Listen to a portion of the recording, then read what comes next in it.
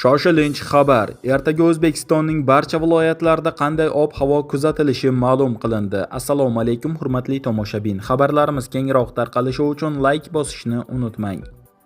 O'zgidromet ertaga O'zbekistonning barcha viloyatlarida qanday ob-havo kuzatilishi haqida ma'lumot berdi.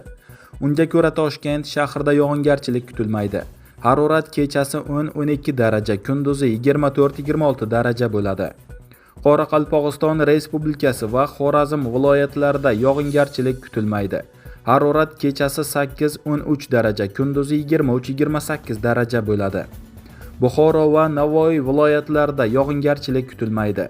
Harorat kechasi 10-15 daraja, kunduzi 23-28 daraja bo'ladi.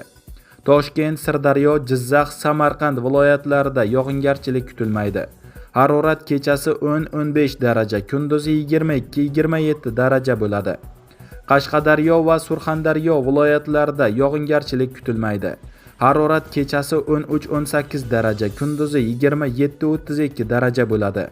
Andijon, Namangan, Farg'ona viloyatlarida kechasi va ertalab ba'zi joylarda yomg'ir yog'adi. Harorat kechasi 10-15 daraja, kunduzi 22-27 daraja bo'ladi. Respublikaning tog'li hududlarida vaqti bilan yomg'ir yog'adi.